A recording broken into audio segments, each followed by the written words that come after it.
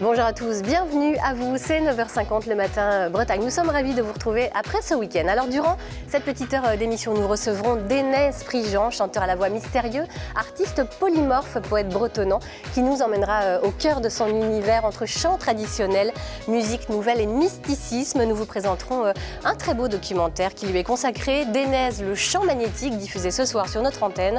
Les réalisateurs Gilbert Carsou et Laurent Gézéquel nous livrent un portrait intimiste qui révèle une personnalité émouvante, drôle et insolite. Vous le découvrirez dans quelques instants. Alors que le pouvoir d'achat est au cœur des préoccupations des Français et de l'actualité, bien entendu, nous nous intéresserons, nous, à une chaîne de supermarchés bretonne qui s'appelle Ecomiam et qui affiche ses marges aux clients, une démarche originale. Alors comment procède-t-elle? Eh bien, c'est ce que nous verrons tout à l'heure avec Damien de Botman, le gérant du magasin de Rennes.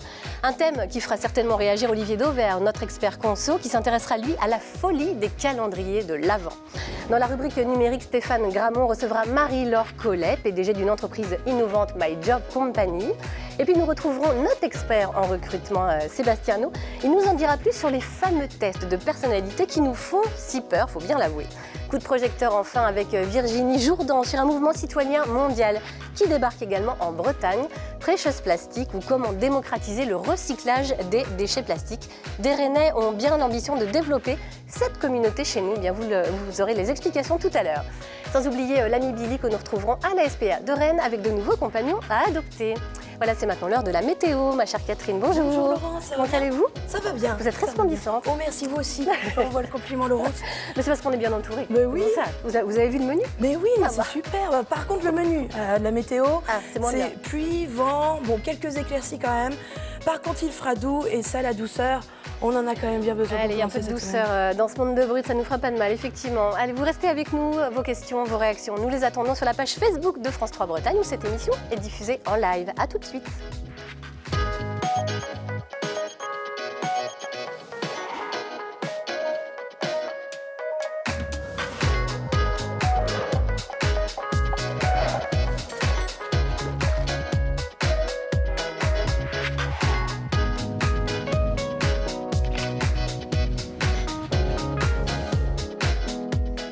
Bonjour à tous, bienvenue à vous. De la douceur sur ce plateau, nous vous l'avons promis, eh bien vous l'aurez. Voilà, en compagnie d'abord de Sébastien. Bonjour Sébastien. Enfin, on verra si les tests de personnalité sont doux, j'en suis pas certaine, on verra ça.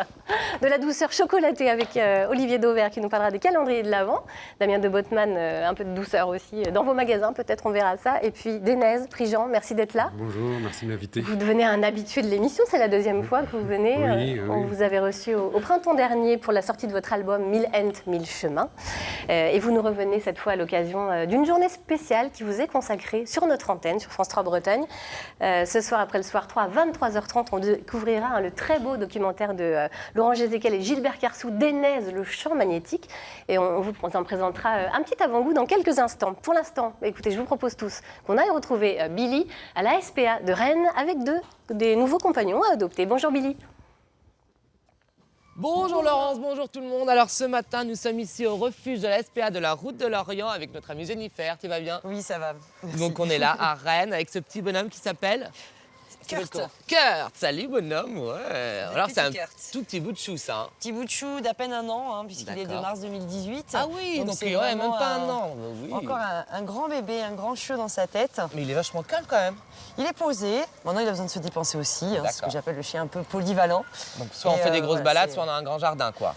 Les balades, surtout. Parce que même un jardin, ça suffit jamais. C'est un chien qui a besoin de découvrir justement un petit peu la vie en extérieur. D'accord. Un jardin n'est jamais suffisant pour n'importe quel chien, de toute façon. Oui, ça c'est vrai, il faut toujours sociabiliser en faisant des balades, etc. pour qu'il s'habitue au Des fois, bruit il vaut quoi. même mieux qu'il soit en appartement et puis qu'il sorte régulièrement et qu'il voie plein de belles choses en extérieur plutôt qu'un chien qui reste dans un terrain tout le temps. D'accord, donc vaut mieux avoir un propriétaire investi qui va faire des grandes balades Exactement. plutôt que de laisser la porte ouverte tout seul dans le C'est ça. jardin. Moi je sais que j'ai un petit chiot en ce moment et on fait beaucoup de balades comme ça en extérieur Il pour en a besoin, bah oui, le c'est comme ça sociabiliser. Exactement. Donc a priori au niveau des copains chiens tout va bien. Il est très social avec ses congénères, il Ok. adore les enfants, il aime beaucoup l'humain. Ouais. Les chats, on n'a jamais eu trop la... Voilà, on n'a pas encore Là il y fait en a le juste à test. côté, il a pas l'air d'être trop Il les énervé. regarde, mais il est plus attiré, enfin voilà, intrigué qu'autre chose. C'est pas du tout de l'agressivité. Mais après, voilà, c'est que de l'amour, quoi. C'est vraiment un petit bonhomme c'est rempli ça. de joie et qui apportera beaucoup, beaucoup de bonheur dans sa future famille. Bon, et c'est quoi comme race de chien? C'est un typé griffon, il y a peut-être un petit peu de D'accord. berger, Ah mais oui, surtout ok, du type griffon. griffon. Il tient vraiment sa douceur, sa gentillesse. Ah ouais. du Il a le griffon, poil hein. vachement doux en tout cas. Bon bah écoutez, je crois que Kurt là, il a envie de trouver une petite famille sympathique avec des enfants, avec tout le monde, juste pour jouer. Regarde, on peut même lâcher la laisse et tout va bien. Tant On qu'on va fait des câlins, il reste là. Ouais, c'est ça, c'est les câlins, ça marche toujours, c'est les câlins. On va se retrouver tout à l'heure avec un petit chien, c'est ça? Oui, un autre petit chien. Bon, ça roule. Allez, à tout à l'heure tout le monde. À tout à l'heure. Billy, vous êtes bien entouré. Allez, nous, on va s'intéresser de notre côté à une tendance qui s'affiche en Bretagne, une innovation bien mangée à un prix raisonnable. C'est une préoccupation, bien sûr, qui nous concerne tous. Damien de Bodman, bonjour. Vous êtes le gérant du magasin Bonjour, Ecomiam Laurence. de Rennes. Alors, il s'agit d'une enseigne bretonne de supermarché spécialisée dans les produits surgelés et dont l'ambition est d'être transparente sur ses marges. Ça, c'est quand même un nouveau concept. Comment ça se traduit ? Alors, c'est un nouveau concept, oui. L'ancienne Ecomiam, en fait, elle existe depuis une petite dizaine d'années. Ouais. Elle est née, elle est finistérienne, elle est née à Quimper. Il y a aujourd'hui une vingtaine de points de vente et parmi ses ambitions, elle souhaite clairement mieux rémunérer les filières de production et avoir des prix attractifs pour les consommateurs dans un climat de totale transparence. Vous l'avez dit, puisque chez Ecomiam, on a un double niveau de transparence. Transparence à la fois sur les produits, l'origine des produits, les partenaires avec lesquels on travaille, et une transparence également sur les prix et la manière dont on partage la valeur dans la filière.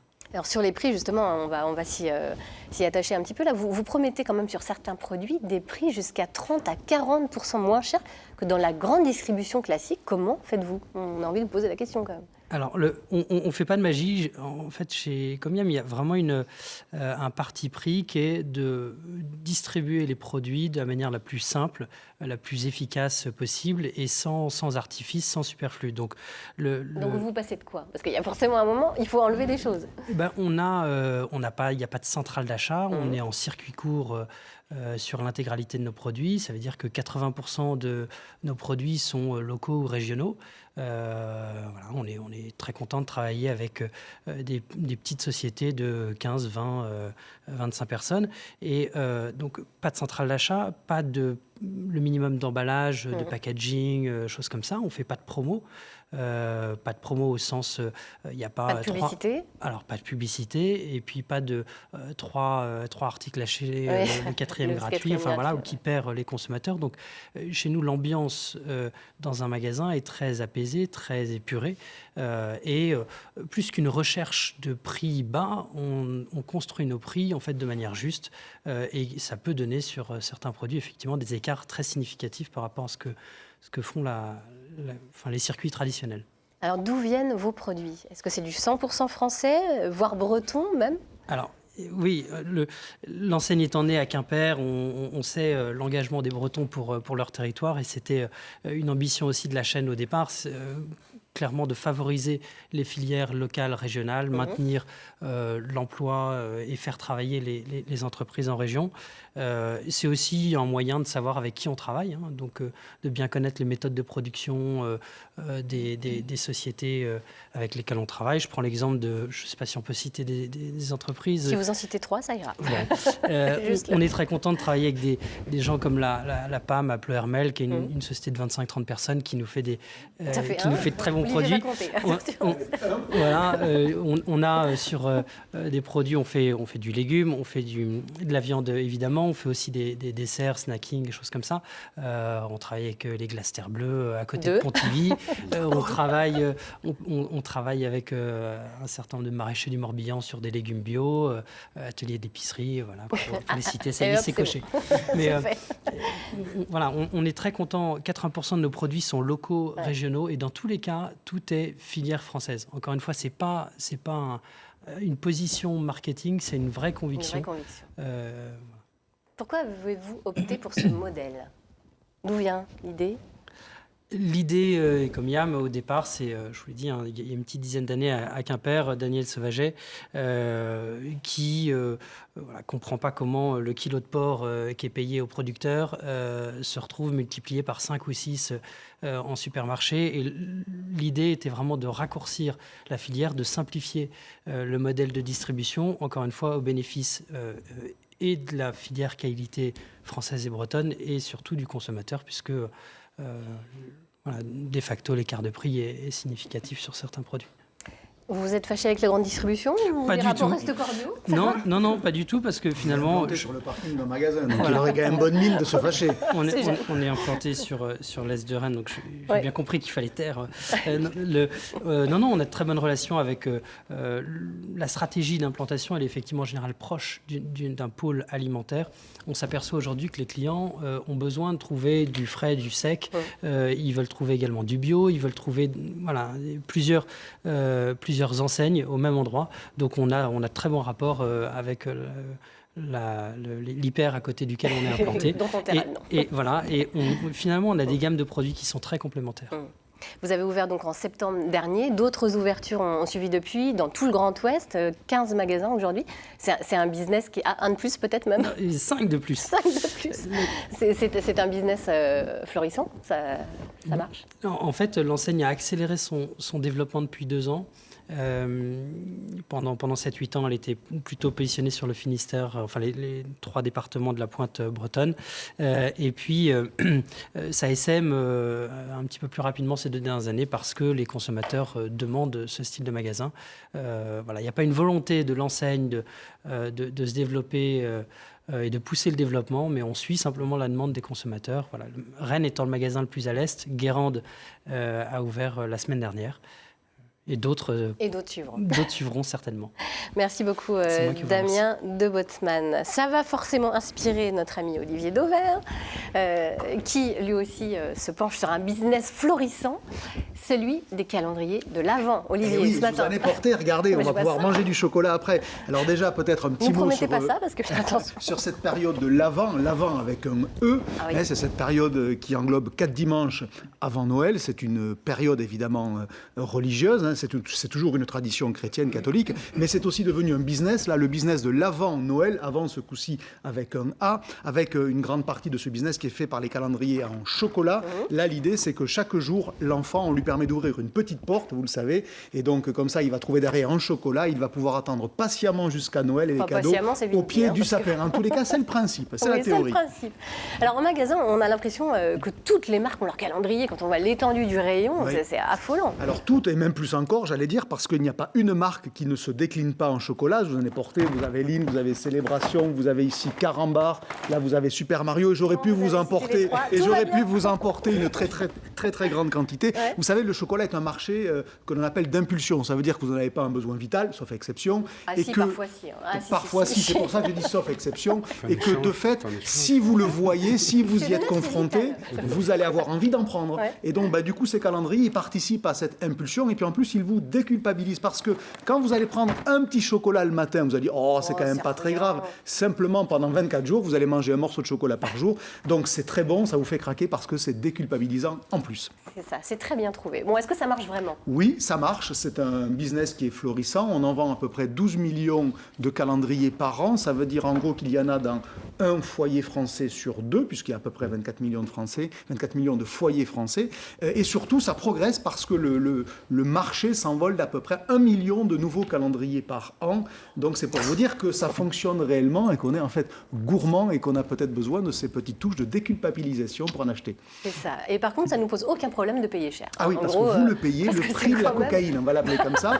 Donc je vous recommande J'imagine de bien les petites surtout portes. jamais regarder les prix au kilo de ces calendriers de l'Avent, parce que vous n'allez pas les acheter, vous n'allez pas craquer. Ça vaut entre 30 et 50 euros le kilo. Ça veut dire que c'est à peu près 2 fois plus cher que les mêmes marques dans le rayon à quelques mètres de là. Donc c'est quand même pas rien. Et puis, c'est un autre défaut que je vais vous laisser trouver. Est-ce que vous imaginez quel peut être le défaut de ces calendriers, quels qu'ils soient, Le coût outre d'emballage. d'être chers? Le coût d'emballage, C'est pas le coût, c'est la quantité d'emballage. quantité Parce que d'emballage, imaginez c'est que terrible. derrière un grand calendrier comme ça, vous n'avez que 24 petits chocolats et vous avez quand même beaucoup de cartons. Donc côté développement Pas du durable, tout ça se écolo. pose là, c'est quand même pas. Alors évidemment, le carton se recycle très bien, mais quand même, mais c'est quand vrai même. que c'est pas un petit défaut, c'est quand même pas super environnemental friendly, comme on dit. Voilà. Pas trop, non. Alors, ça dit, c'est un business florissant qui dépasse même le cadre du chocolat. Ah Parce oui, qu'aujourd'hui, oui, oui. on va au-delà. au-delà, largement. On a en gros 2 types de business sur les calendriers de l'Avent, Ouais. pour les enfants et pour les adultes. Alors pour les enfants, je vous en ai parlé, ce sont les chocolats essentiellement, mais vous avez d'autres types de calendriers qui sont arrivés, Lego, Playmobil, Ecoiffier le font, ce sont des petits jouets. Chaque jour, vous ouvrez une porte qui est ici avec derrière un petit jouet et vous constituez un jouet plus global au bout de 24 jours d'ouverture. Donc ça s'est développé pas mal. Vous avez aussi des jouets pour adultes, alors des jouets pour adultes, des calendriers pour adultes. Je vous passe justement le côté coquin parce qu'il y en a des calendriers Kamasutra, Modou, accessoires, vous avez tout ce que vous voulez.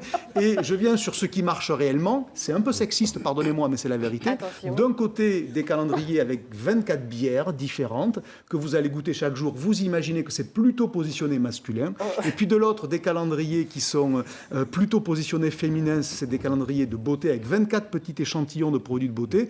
Toutes les grandes parfumeries le font, Sephora, Marionneau, Beauty Success, que sais-je encore. Et donc l'avantage là, c'est que vous allez pouvoir découvrir chaque jour un nouveau produit. Et en plus, c'est des échantillons que vous allez payer. Et au final, peut-être que vous finirez par acheter le grand pot, plein pot, c'est le cas de le dire, un peu plus tard. Et je m'en voudrais de ne pas vous citer aussi des calendriers qui existent pour vos petits compagnons à 4 pattes. Aucun rapport avec ce que j'ai dit tout à l'heure. Ce sont soit des lapins, soit des chats, soit des ratons laveurs, enfin des ratons laveurs, des cochons d'Inde, pardon, parce que le raton laveur à la maison, ça ne le fait pas trop, ou des cochons d'Inde. Et vous pouvez leur acheter des petits calendriers pour eux.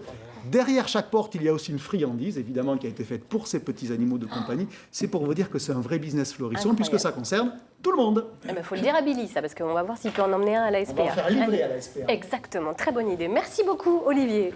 Dénèse, vous avez votre calendrier de l'Avent, vous ? Oui, moi j'en ai un, oui. Et il y a quoi la première dedans case, c'est Kika Farce, la deuxième, c'est les crêpes, la troisième, c'est le, c'est le Guignamon, C'est le Brest calendrier. et le quatrième, c'est les galettes bretonnes. Dites-nous tout, Dénèse. On vous avait donc accueilli au printemps dernier pour la sortie de votre nouvel album Mille Chemins, dont vous nous aviez parlé. Comment est-il accueilli ? Il y a un bel accueil, c'est vrai. Bel accueil. C'est vrai. Puis là, on est en train de le mettre sur scène, là, tout récemment. On l'a mis sur scène. Alors vous Donc là, l'avez joué sur scène, c'était le 27 juillet dernier, au Festival de Cornouailles à Quimper. Oui, oui. Un moment assez fort. Oui, avec beaucoup de tension. C'est vrai que parce on était 16 musiciens sur scène, avec des invités prestigieux comme Yann Tiersen, Ronan Lebars, Jean-Charles Guichin. Et le public a bien été réceptif, a bien réagi. Parce que c'est vrai que c'est une formule qui est quand même bien différente de l'ancienne, qui était entièrement acoustique. Ici, on y rajoute de l'électronique, donc il y a un côté un peu plus dans le rouge, comme on dit. Et donc voilà, donc on pense continuer dans cette voie, avec un prochain concert à Pont-l'Abbé, au Triskel, à Pont-l'Abbé, à Plomeur, et puis d'autres concerts. Ouais. Vous continuez à ouvrir les Oui. portes sur Voilà. le monde. Alors Oui. vous avez aussi ouvert votre porte à 2 réalisateurs, Laurent Gézéquel et Gilbert Carsou, qui vous ont convaincu de vous livrer dans un documentaire. Comment ont-ils fait ? Parce qu'on sait que vous êtes quelqu'un d'assez secret, globalement. Oui, déjà, c'était un peu impressionnant cette demande. J'y ai réfléchi à 2 fois. C'est vrai que je suis pas trop vedétariat, ni dans le culte de la personnalité. Et donc, ça me dérange toujours un petit peu de m'exposer comme cela. Et puis, en plus, ils sont venus chez moi. Donc, c'est un petit peu ouvrir mon monde secret, mes dessins, ma maison. Donc, j'ai quand même je leur ai demandé de ne pas trop filmer mon intérieur, parce que c'est un petit peu ma tanière, la tanière du barde. Donc, on a beaucoup filmé en extérieur, autour de chez moi, mais aussi on a été en l'île d'Ouessant, on a été un petit peu partout en Bretagne. Et eux aussi ont fait un gros travail d'archives. Donc au niveau de France 3 notamment, puisqu'on a il y a beaucoup de France 3 Bretagne notamment, et au niveau de l'INA aussi, ils ont été cherchés. Et puis il y a un certain nombre de personnes qui, indépendamment, ils ont interviewé aussi, comme Jean-Louis Brossard, Arnaud Rebottini. Très beau témoignage. Alors justement, vous parliez de votre intérieur. Eh bien, on va vous y retrouver justement. Carrément dans votre cuisine. C'est un extrait tout de suite du documentaire Dénèse, le champ magnétique, qui sera diffusé ce soir sur notre antenne après 23h30. On regarde un extrait. Donc voilà, on est dans ma cuisine ici, et c'est là que je travaille. Ça fait peut-être pas très showbiz, mais c'est ici mon lieu de travail, c'est ici mon bureau. C'est ici que j'écris une grande partie de mes wares. C'est ici que je dessine aussi. Parce que c'est vrai qu'entre les concerts, parfois j'aime dessiner, ça me libère l'esprit. Chaque fois quand je dessine, j'ai l'impression que je voyage, tout en restant sur place, mais je voyage. C'est une forme de yoga aussi pour moi. je me relaxe. Je suis quelqu'un assez nerveux, donc c'est vrai que ça me calme. Et je retrouve des sensations d'enfance aussi qui sont très agréables. Le dessin, pour moi, ça, c'est une sorte de machine à remonter le temps extraordinaire. Et puis il y a le plaisir aussi de, voilà, même si j'aime pas trop montrer mes dessins, là je vous les montre aujourd'hui, mais c'est exceptionnel, c'est un peu mon jardin secret. Un arbre, par exemple. Un arbre mort. Mes arbres ont rarement des feuilles, ils n'en ont jamais. J'ai fait un dessin où il y avait un arbre qui avait des feuilles. Et j'ai intitulé le dessin Burzut, miracle. Bon, le stylo ne marche pas. Ah merde. Il ne marche pas. Il ne marche pas parce que ici il fait très froid et l'encre a tendance à geler. Je n'ai pas le chauffage central. Je n'ai pas la télé non plus d'ailleurs. J'ai quand même le courant. Voilà, c'est reparti, je pense. J'ai l'impression que quand j'ai trop de confort, mon cerveau se ramollit. Ah, je peux pas. Ah, il me prend notre stylo. Ça m'énerve. Quand j'ai trop de confort, mon cerveau se ramollit. Bah dites donc. Vous avez vraiment besoin de ce... Oui, dans ma cuisine, des fois, il fait 5 degrés. Et quand j'ai envie d'avoir un peu de chauffage, j'ouvre le frigidaire. Non, je plaisante. Mais c'est vrai. mais c'est vrai que ça m'arrive parfois partir 3 jours de chez moi et quand j'arrive dans ma chambre, doit faire 2,5 degrés, 3 degrés. Ouais. Vous avez besoin de vous sentir un peu, pas en danger, mais pas loin pour créer. Oui, c'est vrai que même les gens n'aiment pas trop le mauvais temps, mais moi j'aime bien le mauvais temps. J'aime bien le mauvais temps parce que quand je regarde, quand je suis chez moi et que j'entends la pluie frapper contre le carreau, le vent souffler, les nuages courir dans le ciel, c'est vrai que ça m'inspire et ça me donne envie de créer. Ça me donne, je me retrouve comme dans un cocon chez moi et j'ai envie de prendre un crayon et dessiner ou Dans un cocon à 5 degrés. Voilà, un cocon à 5 cocon. degrés. avec deux radiateurs en stéréo ou en Ah, canal mais discount. ça, on ne savait pas, Voilà, ça. des bains d'huile. Ah oui, quand même. Je Vous suis n'aimez pas pas un la sauvage. facilité, hein, c'est ça, vous n'aimez pas la facilité. Non, j'aime bien la pierre. Et puis c'est vrai que ma maison est toute en pierre, elle est en bois, elle est en matériaux naturels. J'aime bien être en contact direct avec la nature. C'est pour ça que c'est vrai que quand je vais dans les grandes villes, je me sens très vite perdu. Ouais. Je me sens très vite perdu et je suis happé toujours vers la nature. Retour aux natures préservées généralement. Un moment dans le documentaire qui est magnifique, qui d'ailleurs à aucun moment ne perce vos secrets vraiment, mais on ne dévoile pas tout à fait le mystère de la création, mais on vous voit dans des lieux qui vous inspirent. À un moment, vous vous baladez sur la plage et vous vous dites, s'il n'y avait pas eu ça, je pense que je n'aurais pas écrit des Guerres. Oui, bien sûr. Je suis très lié à la nature qui m'environne. Je suis né au bord de la mer, notamment, à Santec, en face de l'île de Bas, là où on enregistre les pointes de vent les plus fortes en Bretagne. Donc là où la mer peut passer d'un état calme à un état complètement colérique ou en furie. Et c'est vrai, le paysage est continuellement changeant. Et ça m'inspire. C'est vrai que disons que ça me remet en place, ça me recentre à l'endroit où je dois être, notamment parce que je pense que l'homme aujourd'hui a de plus en plus oublié la nature, oublie de plus en plus d'où il vient. Il passe plus de temps devant des écrans d'ordinateur, des écrans de téléphone portable ou de tablette, que son regard, en tout cas, porte plus de temps sur les écrans que sur le monde qui nous environne, en fait, sur la nature. Mais c'est vrai qu'il faut savoir apprendre à regarder un arbre, à regarder un insecte dans l'herbe, voilà, et à regarder un oiseau. C'est magnifique. On est entouré, on vit dans un miracle, en fait. La Terre est un miracle. Et l'homme, c'est vrai, il remarque plus ça. Il passe à côté. Il passe à côté de l'essentiel, en fait. Parce que la vie, pour moi, c'est ça. C'est ce rapport étroit qu'on entretient avec la nature qui nous environne et ce respect qu'il faut avoir pour elle. Eh bien, on découvre beaucoup d'aspects justement de votre personnalité dans ce très beau documentaire d'Enez, le champ magnétique, diffusé ce soir. Alors on découvre aussi que vous dessinez, on l'a vu dans l'extrait tout à l'heure, et c'est des dessins qu'on retrouve dans un ouvrage que vous venez de sortir aux éditions Skolvrez, un recueil de poèmes bilingues, car vous êtes aussi poète à vos heures. Ce recueil s'est intitulé Quand. Pourquoi ce titre?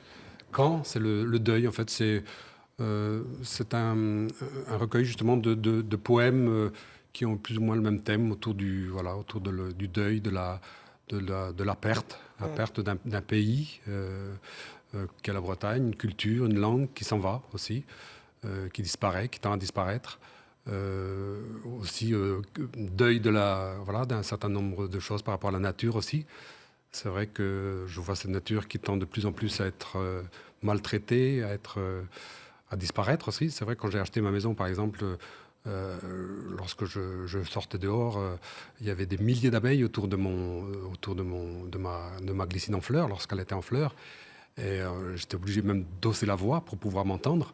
Et par exemple, l'été dernier, il n'y en avait que deux ou trois. Voilà. Je voyais des scarabées, je voyais des coccinelles, des papillons. Tout ça, ça a disparu. Et aussi, deuil par rapport à ça. Et deuil aussi par rapport à la personne que j'aimais beaucoup, Stéphanie, aussi. Donc, voilà, deuil par rapport à... Voilà. Donc, d'où le titre de ce livre, qui est un beau mot en breton, d'ailleurs. Quand. C'est vrai que c'est un mot très sonore. Ça vous paraissait important de traduire ce livre en français également? Donc c'est vraiment une double page bilingue? Oui, le livre a un petit peu une fonction pédagogique aussi. Et c'est pour cette raison, d'ailleurs, que j'ai choisi la maison d'édition Skolvreis, qui ont accepté de le publier aussi. D'emblée, d'ailleurs, très rapidement, ils m'ont donné une réponse. Et c'est vrai que pour les gens qui ne connaissent pas la langue bretonne, je pense que ça peut être un support aussi. Et ça peut leur donner envie de l'apprendre aussi. Pour ceux qui la connaissent un petit peu, bon, ils ont le texte en breton à côté, et puis ils peuvent le lire, et puis s'il y a des mots qui leur échappent, ils peuvent se référencer à la traduction à côté. Voilà. Mais la traduction en française ne reste qu'une traduction. C'est vrai que on dit que la traduction, très souvent, c'est comme un oiseau sans les ailes, mais il n'y a pas les rimes, il n'y a pas l'octosyllabe qu'on retrouve régulièrement dans mes textes en breton.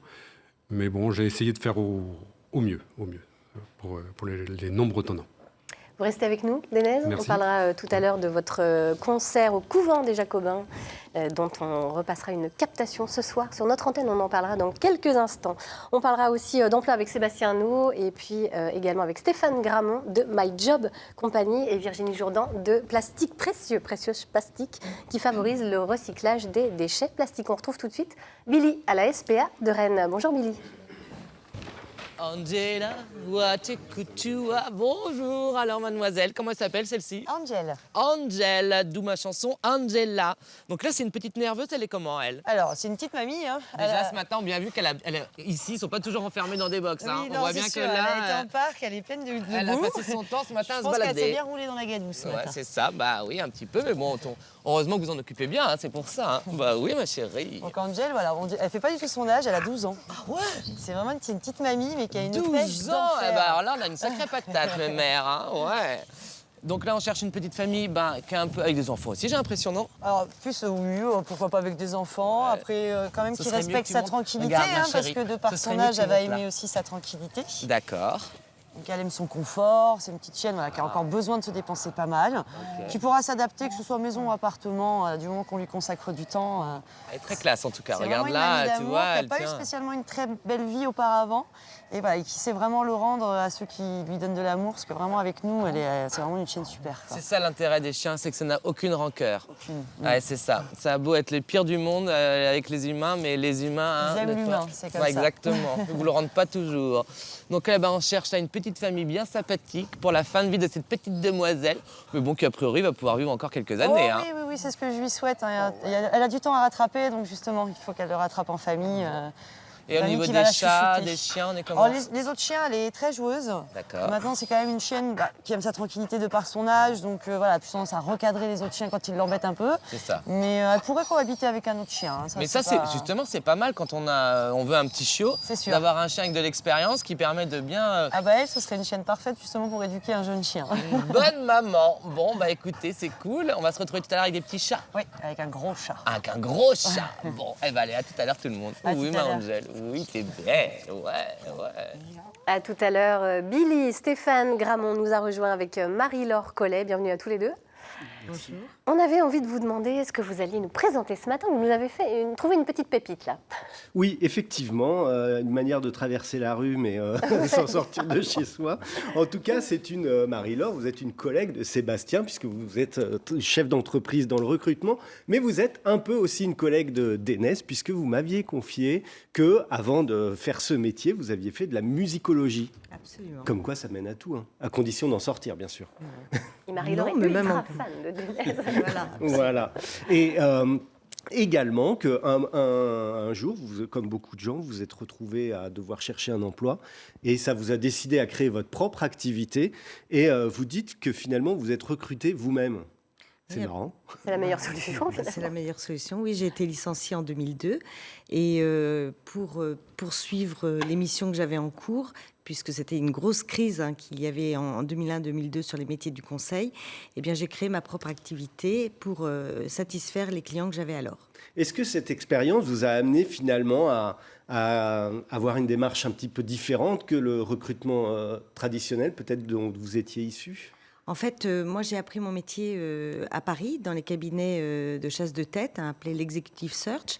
Et quand je suis arrivée, revenue en Bretagne, qui est ma terre d'origine, j'ai créé ma propre activité sur ces techniques de l'approche directe.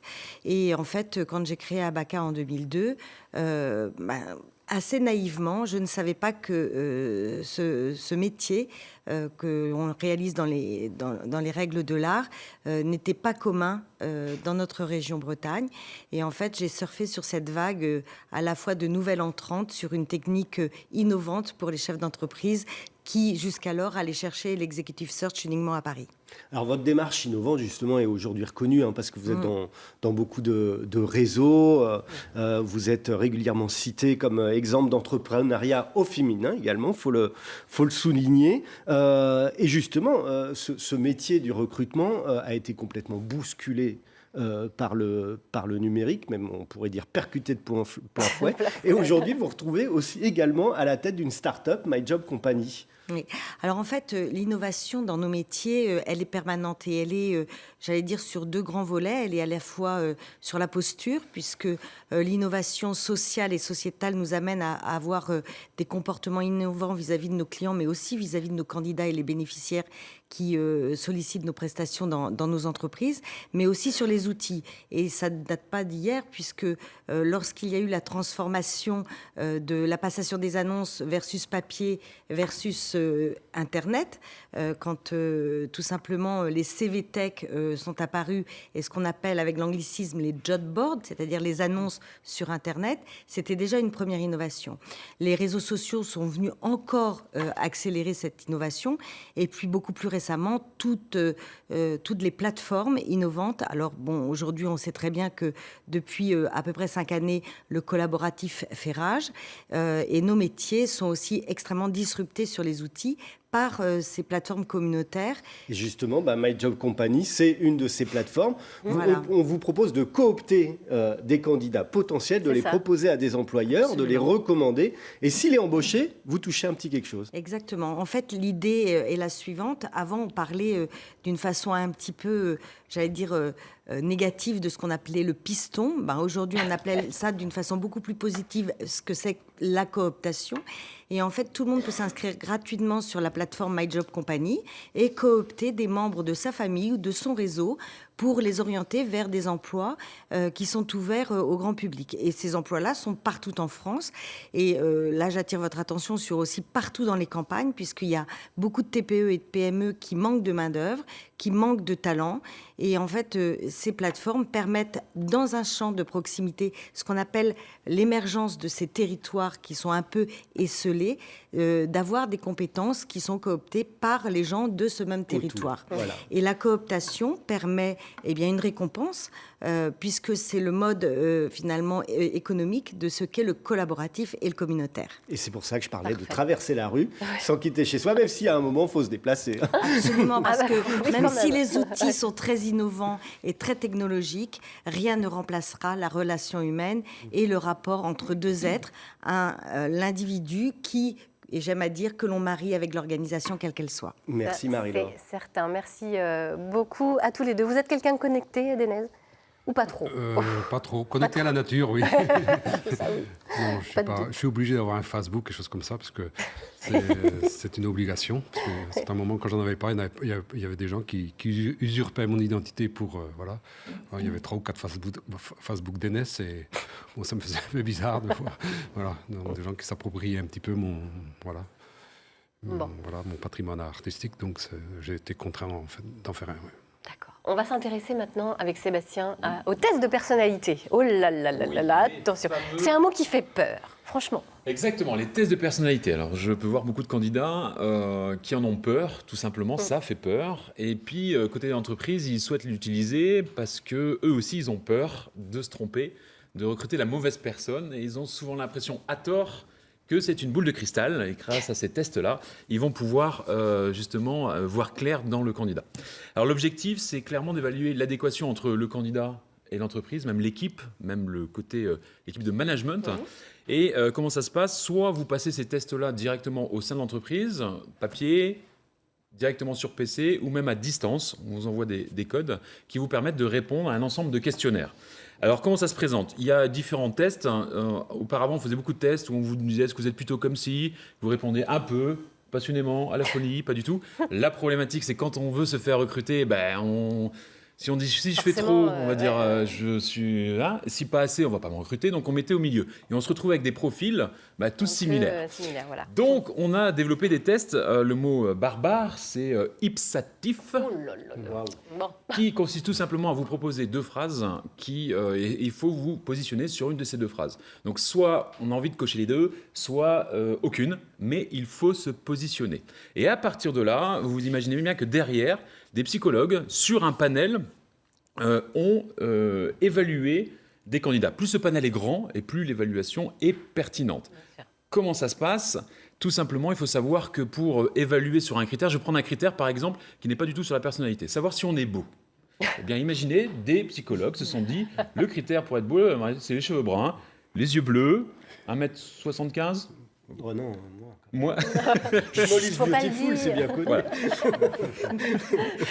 Et donc, par rapport à ce critère, eh bien, tout simplement, on va prendre une courbe dite en cloche, courbe de Gauss, et sous cette courbe-là, ça va représenter le panel de la population. Si on est à 5, par exemple, c'est pas une note, c'est simplement qu'on va se retrouver dans la moyenne de la population à être dit moyennement beau. Plus on est 10, plus on correspond aux critères. On fait partie d'un pourcentage réduit à avoir cette spécificité-là, et inversement. Mais c'est pas parce qu'on a 10 que c'est bien ou 0 que c'est mal. Ça nous permet de nous comparer à autrui. Donc les vrais critères qui sont utilisés, c'est pas forcément la beauté, vous vous doutez bien. Il y a 5 critères historiques. Alors il y a plein de tests. Je vais rester sur les principaux, ce qu'on appelle le Big Five. Le Big Five. Voilà. Les 5 grands alors. Et ça date quand même des années 80, Goldberg au démarrage. Donc je vous ai mis rapidement les 5, mais de là découlent énormément de critères sur l'agréabilité, sur l'extraversion et tout ce qui va. À quoi ça sert dans la réalité? Sincèrement, déjà ça évite la fameuse question des 3 qualités, 3 défauts. Ah oui, ça... on la pose plus, ce que vous nous disiez, ça se fait plus. On arrête ça. Ouais. C'est surtout un outil d'aide à la décision. C'est un outil parce que ce n'est pas valable à 100%. L'objectif, c'est de demander au candidat, tiens, voilà ce qui ressort, parce qu'on doit montrer, le candidat doit avoir les résultats. C'est une obligation. Donc à partir de là, sur les résultats, on va lui demander, est-ce que ça vous ressemble ou pas? Et on va prendre des cas concrets. Et c'est énorme parce que ça peut même servir au chef d'entreprise ou au manager pour dire, voilà, si vous le recrutez, ce candidat-là, n'ayez pas peur, il faut qu'il soit, par exemple, les tests ressortent qu'il faut qu'il soit autonome. Eh bien, on va le laisser en autonomie. À l'inverse, il faut qu'il soit bien entouré. C'est un outil d'aide à la décision. Ce n'est pas une boule de cristal, je le dis clairement. À condition que ça soit utilisé par des professionnels. Oui. Sinon, ça risque d'être dangereux, justement. Donc, n'ayez pas peur, c'est le message que je veux faire passer aujourd'hui. N'ayez pas peur des tests de personnalité, voilà, c'est très clair. Allez, on va tout de suite retrouver Billy, qui lui n'a jamais eu peur des tests de personnalité. On le retrouve à la SPA de Rennes. Alors, on va terminer cette matinée avec ce petit bonhomme, là. Regardez-moi ça, ce petit jeune homme. Il s'appelle comment? Petit. Ah oui, je dis ça parce qu'il est énorme. Il s'appelle Mammouth. Ah oui, donc il porte bien son nom, celui-ci. C'est 9 kilos d'amour. 9 kilos. 9 kilos, c'est énorme pour un chat. Oui, il a besoin quand même d'un petit régime pour se sentir mieux. Et puis, ne serait-ce que pour ses articulations, ça lui fera pas de mal. Ouais, et il fait des bisous. Il fait des bisous. C'est génial. C'est un amour de gros chat. Enfin, c'est un peu tout notre coup de cœur, parce que c'est vrai que voilà, c'est un gros chat. Mais... A priori, il n'a pas vécu dans la rue, lui. Il ne devait pas être si malheureux que ça. Ouais, après, c'est vrai qu'on évitera même un pavillon, de par justement... on va dire son obésité, parce qu'il est un peu gros quand même. On préférera qu'il vive justement en appartement pour être en sécurité, tout simplement parce que il court pas aussi vite qu'un chat. Voilà. Oui, d'accord, ok. Il va pas monter aux arbres. Je pense pas, Mammouth, il a pas besoin d'avoir des arbres et autres. Hein. Puis en plus, c'est un chat qui adore son confort, qui est plus un chat d'intérieur. Ok. Moi, je sais qu'à chaque fois que je le vois, j'ai qu'une envie, c'est d'aller me mettre dans un canapé avec lui, sur c'est moi, ça. Mais il est et faire des tout gros câlins sous la couette. En plus, moi, j'adore vraiment les petits chats roux comme ça. Le mien, il s'appelle Georges, il ressemble bien. Eh bien, écoutez, Mammouth, là, il faut juste trouver une petite maison bien sympathique où on va pouvoir finir ses... finir ses jours en même temps. Bon, il a que 6 ans. Hein, il est 6 ans. Ah oui, 6 ans, c'est 9 kilos. 9 kilos et 6 ans. Bon, ce petit bonhomme-là, il est pépère. Aucune agressivité. Hein. Ce qu'on voit, voilà, c'est juste des bonnes croquettes. Et un des peu bisous. light. Des croquettes un peu light, je pense. Un peu light, oui. Puis du jeu, jouer avec lui, justement, pourrait lui faire un petit peu retrouver une activité physique. Le stimuler. Bon, écoutez, Mammouth, on va vous trouver une petite famille bien sympathique ici, au refuge de la SPA de la route de l'Orient. Merci, Jennifer. Merci. À la semaine prochaine. À très vite, oui. À la semaine prochaine. À bientôt. Ciao tout le monde. Mammouth, va falloir penser à un petit régime là. Allez. Après la diffusion du documentaire ce soir d'Enès sur France 3 Bretagne, on vous retrouvera avec l'Orchestre Symphonique de Bretagne. C'était une captation réalisée par Serge Bonafous dans le splendide écrin du couvent des Jacobins en mai dernier à Rennes. Quel souvenir vous en gardez de ce concert? Un souvenir extraordinaire. C'est vrai que sur scène, j'ai eu comme l'impression que le temps s'arrêtait. C'est vrai que d'abord, c'était la toute première fois que je jouais avec un orchestre symphonique, où j'ai eu l'occasion de jouer avec d'autres formations, comme des bagattes. Non, mais là, c'est pas du tout la même approche. Là, il y a des partitions sur scène, alors que d'habitude, il n'y en a jamais eu. Donc, c'est à la fois impressionnant. Le rapport que je pourrais faire, disons, quand je suis avec ma formation de musicien, on est 7 sur scène. Disons que je suis comme sur un bateau qui surfe sur les vagues. Et là, j'avais l'impression d'être sur hydrofoil un peu. De survoler il y avait derrière un tapis magnifique. Ouais. Il y avait essentiellement des cordes aussi, parce que j'avais demandé uniquement les instruments à cordes, à savoir violon, violoncelle, contrebasse, et aussi les cymbales. Mais il n'y avait pas d'instrument avant en cuivre. Et c'est vrai que c'est cette impression de voler. Et quand le concert s'est terminé, j'ai atterri sur scène sans parachute. Voilà, c'était très bien. Je me sentais tout zen et c'était Et puis on l'a joué 2 fois supplémentaires. Mais c'est vrai que c'est très stressant parce que là, on n'a pas droit à l'erreur, on n'a pas droit de trébucher. Autant quand on est en formation ou a cappella, on peut un petit peu trébucher, donc on triche. Mais là, tout est écrit. C'est sans fil. C'est sans fil. Si moi je me trompe derrière, eux ils continuent à tracer leur route. Et du coup on se retrouve sur deux chemins parallèles. Et comme on dit vulgairement dans le métier, c'est à la fin du titre, c'est rendez-vous au tas de sable. Voilà. Ah bah écoute, visiblement vous n'êtes pas allé jusqu'au tas de sable. Non, on n'est pas allé. On va justement vous retrouver sur l'hydrofoil en plein vol. Voilà un extrait de cette captation réalisée au couvent des Jacobins en mai dernier qui sera donc concert diffusé ce soir sur notre antenne. Tout de suite un extrait.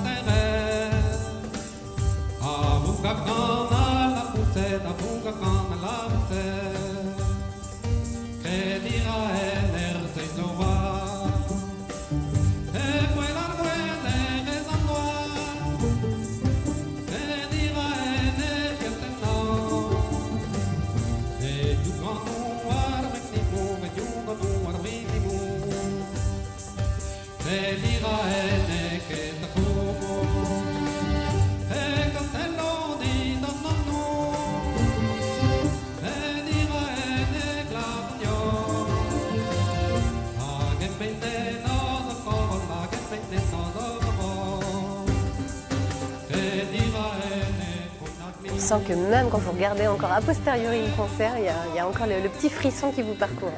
Oui, c'est vrai. Je me revois sur scène, là, mais c'est stressant aussi. Vous n'êtes pas stressé là quand même? Là, non. Je suis à la télé, je suis toujours stressé, mais là, j'étais encore plus stressé, je crois. C'est vrai que j'avais peur justement de trébucher, comme c'était la première en plus. Et c'était filmé en plus, donc il y avait la surenchère. C'était un très grand moment que nous retrouverons donc ce soir sur notre antenne, sur France 3 Bretagne, après le documentaire d'Enez, Le Champ Magnétique. Et puis comme c'est une journée spéciale qui vous est consacrée, eh bien vous serez également l'invité du JT de ce soir à 19h, présenté par notre confrère Éric Pinault. Voilà, on va s'intéresser maintenant à une démarche originale avec Virginie Jourdan. Virginie, vous êtes partie à la rencontre de citoyens engagés. Dans le dernier numéro du magazine Sans Transition, vous avez rencontré un collectif d'artistes qui transforment les déchets plastiques en objets. Voilà, donc je me suis rendue en zone industrielle sud-est, dans les locaux d'une ressourcerie de Rennes, dans une ressourcerie dont on avait déjà parlé ici, qui s'appelle la Belle Déchette. Oui. À l'arrière de ce magasin, donc ils ont ouvert un deuxième lieu, et à l'arrière de ce magasin, il y a deux artistes qui s'appellent Charlie et qui s'appellent Quentin, qui font partie d'un collectif qui s'appelle Indiens dans la ville, qui ont entrepris de monter des machines, donc un ensemble de 4 machines pour recycler le plastique à l'intérieur de ce qu'on appellera une micro-fabrique. D'accord. Alors les machines qu'ils utilisent, est-ce qu'ils les ont créées eux-mêmes ? Alors ils font partie ils se sont en fait intéressés au mouvement des makers. Ils sont tombés dedans il y a quelques temps. Alors les makers, pour rappeler ce que c'est, ça vient des États-Unis, enfin le terme anglais évidemment. L'idée, ce sont ceux qui font eux-mêmes. Donc on parle de DIY, le do it yourself. On parle aussi aujourd'hui de DIWO, donc c'est do it with others. Et l'idée donc c'est de faire ensemble. Alors Precious Plastic arrive du Pays-Bas. C'est un artiste qui s'est intéressé lui-même à la fabrication et qui a livré en open source des plans sur Internet qui sont accessibles à tout un chacun. Et donc, ces artistes se sont procurés ces plans. Ils ont quand même travaillé avec un lycée professionnel parce qu'ils avaient besoin de fraiseuses. En tous les cas, aujourd'hui, ils ont déjà 2 machines.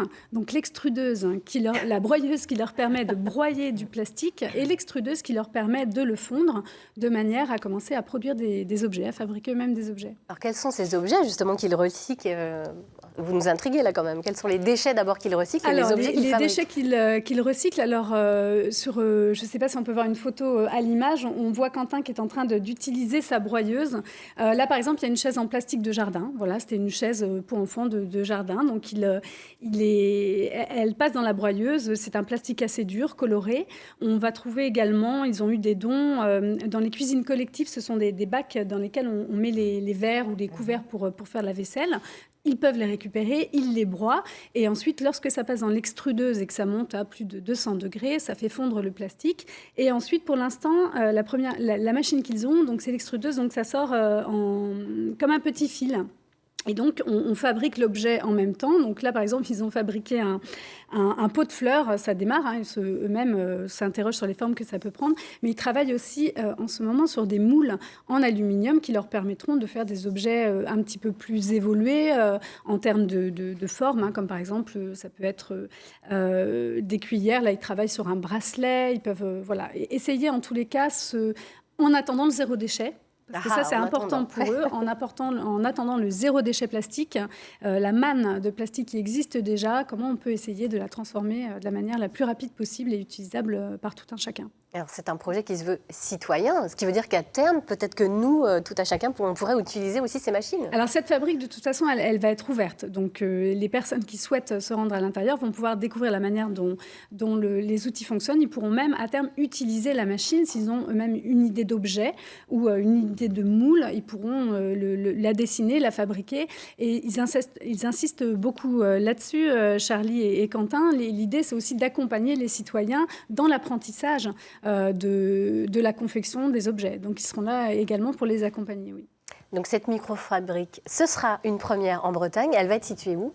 Elle sera située donc, en zone industrielle sud-est, donc à l'arrière des locaux de la Belle Déchette, à Rennes. Et il y a également Tifab à Brest qui est en train de construire ces machines. Sachant que Precious Plastic, il y a à peu près une vingtaine de sites en France qui sont intéressés par la fabrication. Mais Charlie et Quentin, il faut le noter, sont très avancés dans la fabrication puisqu'ils ont déjà 2 machines et ils en attendent 2 autres qui devraient être construites d'ici juin prochain. Donc c'est un projet qui va prendre de l'ampleur. Merci beaucoup Virginie d'être venue nous le présenter.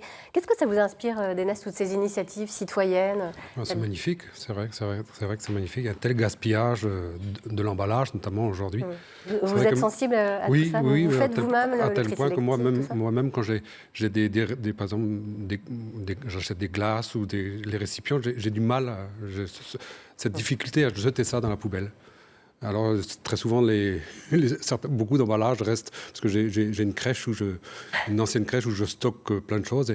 Alors, j'en mets là, je dis, ça va peut-être me servir, alors je stocke. Alors, il y a plein d'emballages, puis au bout d'un an, je m'aperçois que je ne m'en suis pas servi, donc je les jette, mais c'est un petit peu à contre-cœur, parce que je trouve que ce sont des choses qui pourraient être encore utilisées et réutilisées, quoi.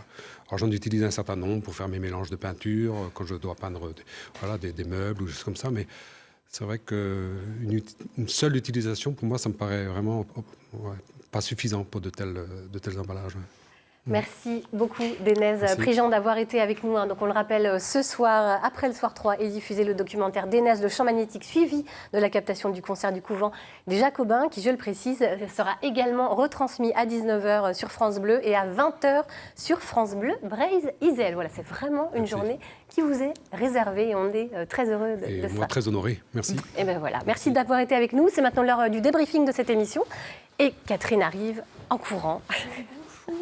Bonjour ma chère. Bonjour à tous, bonjour Dénette. Je viens vendre mes services de testeuse de personnalité ou d'extrudeuse de personnalité, si je puis dire, bien sûr, à Madame Collet, à Monsieur No, si ça les intéresse, car comme il le disait, ça doit être un exercice réalisé par des professionnels uniquement. Donc voilà, j'ai des références, j'interviens régulièrement à la SPA, donc pour connaître la personnalité des chiens, des chats, seront-ils copains avec les chiens, les chats, etc.